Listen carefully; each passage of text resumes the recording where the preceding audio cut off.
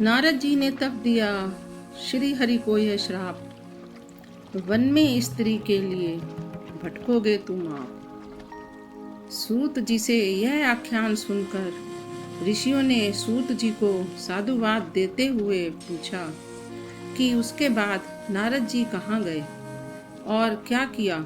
सूत जी ने कहा कि रुद्रगणों को श्राप देकर नारद जी सरोवर पर आए और जल में अपनी पूरी आकृति बंदर जैसी देखकर जल उठे और इस क्रोध के आवेश में विष्णु लोक पहुँचे। वह इस रहस्य को नहीं समझ सके थे कि यह सब कुछ भगवान शिव की इच्छा थी। वह तो इसे भगवान विष्णु की ही चाल समझ रहे थे। क्रोध के आवेश में उन्होंने उन्हें बहुत बुरा भला कह सुनाया कि तुम हमेशा से कपटी रहे हो, किसी की खुशी और सुख आराम नहीं देख सकते हो।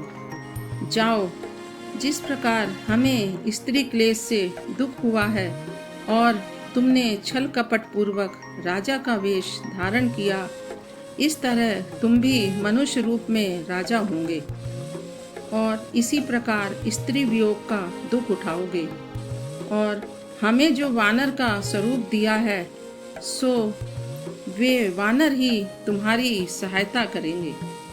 भगवान विष्णु ने उनका यह शाप भगवान शिव की इच्छा समझकर सहर्ष स्वीकार कर लिया। इसके बाद भगवान शिव ने अपनी माया हटा ली। विष्णु के साथ जो कन्या थी वह अदृश्य हो गई। भगवान विष्णु और नारद अपने वास्तविक रूप में आ गए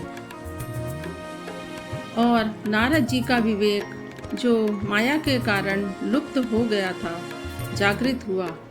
अब तो उन्हें बड़ा पश्चाताप हुआ कि यह मैंने क्या कर डाला। अपने को कोसने लगे। भगवान विष्णु के चरणों पर गिरकर क्षमा याचना करने लगे कि मैंने शिव माया से मोहित होकर बहुत बड़ा अपराध कर डाला है। मैं घोर नरक में जाऊंगा। हे भगवान, ऐसा उपाय कीजिए जिससे यह शाप असत्य हो जाए और इस पाप से छुटकारा मिले। अब इस यातना से आप ही बचाइए। भगवान ने नारद जी को उठाकर प्रेम से गले लगाते हुए कहा कि हे ऋषिवर, आप चिंता ना करें, आपका कुछ भी अनिष्ट नहीं होगा। आपने शिव जी की आज्ञा का पालन नहीं किया, इस कारण आपको यह मोह हुआ था। हे देवर्षि, भगवान शिव ही सर्वेश्वर और जगदीश्वर हैं। सत्य रूप, सत्य रज तम से परे हैं। निर्गुण, निराकार और परमात्मा है। वही अपनी माया से ब्रह्मा, विष्णु और रुद्र रूप में प्रकट होते हैं। उन्हीं की आज्ञा से ब्रह्मा सृष्टि करते हैं। मैं सृष्टि का पालन करता हूँ और वह सृष्टि का संहार करते हैं।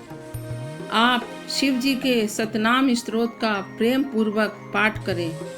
शिव जी आपका कल्याण करेंगे। नारद जी तब ब्रह्मलोक पहुँचे और ब्रह्मा जी से कहा कि आप मुझे शिव चरित्र की कथा सुनाइए। तब ब्रह्मा जी ने उन्हें शिव कथा सुनाई।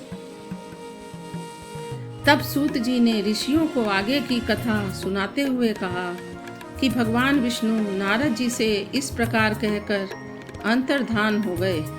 नारद जी भगवान के निर्देशानुसार पृथ्वी लोक में आकर शिवलिंगों का दर्शन करने लगे।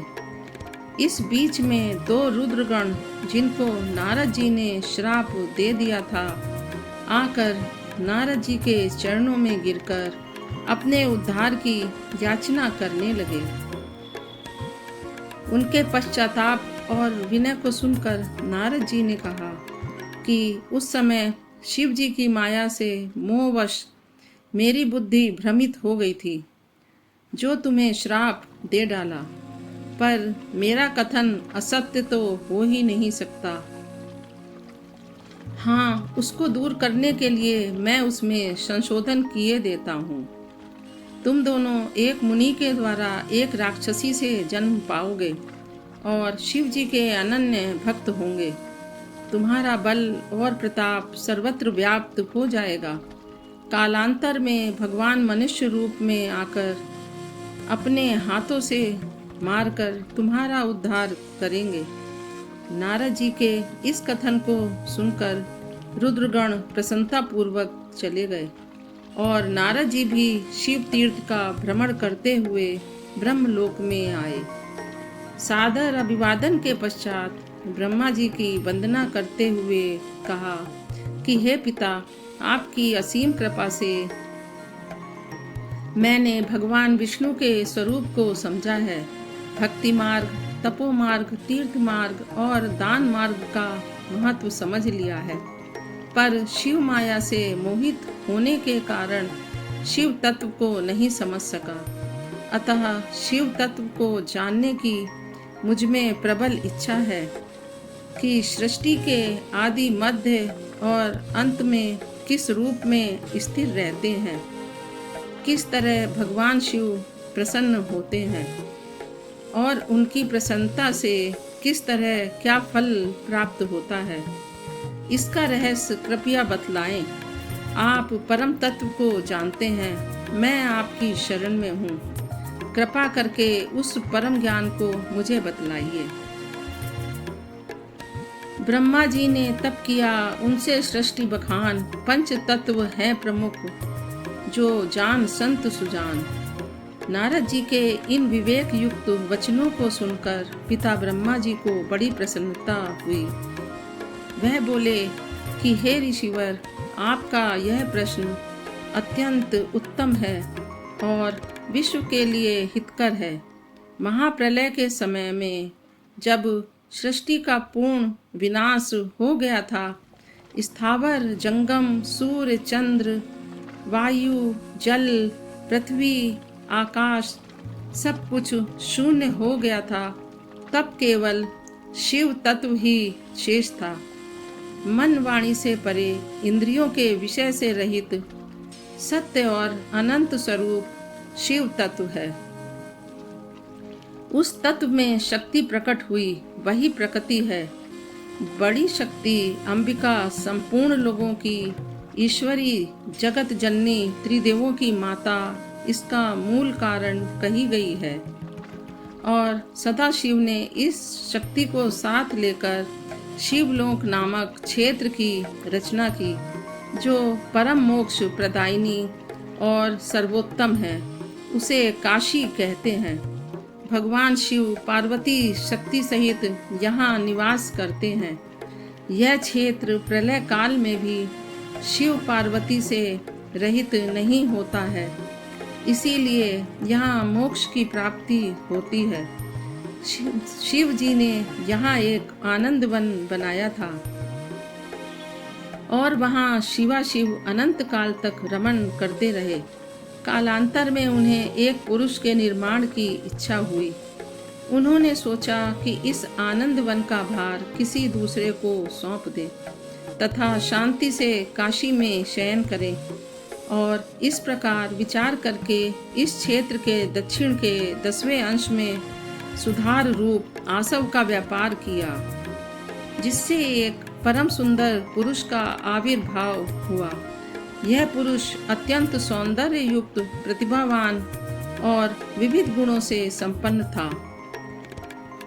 उस दिव्य पुरुष ने प्रकट होकर भगवान शिव को सादर अभिवादन करते हुए उनसे अपना नाम पूछा और काम करने के लिए पूछा।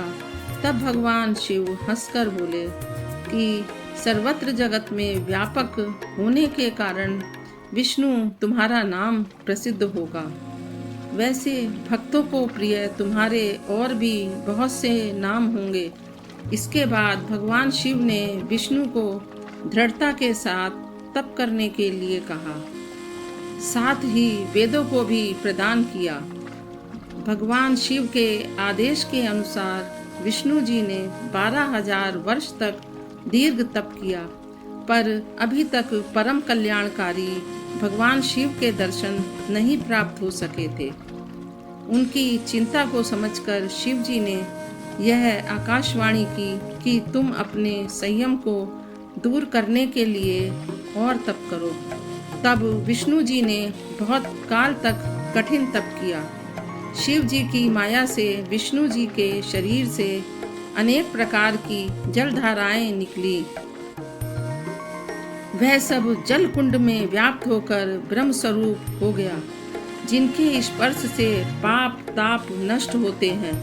विष्णु जी को इससे अति प्रसन्नता हुई और वह थक कर उसी जल पर सो गए। इस समय उनका नारायण नाम पड़ा। उस समय प्रकृति में पुरुष के अभाव में कुछ नहीं था, इसीलिए उनसे सब तत्वों की उत्पत्ति हुई। बाद में उनका विस्तार हुआ। पहले प्रकृति से 3 गुण तत्व रज तम उत्पन्न हुए।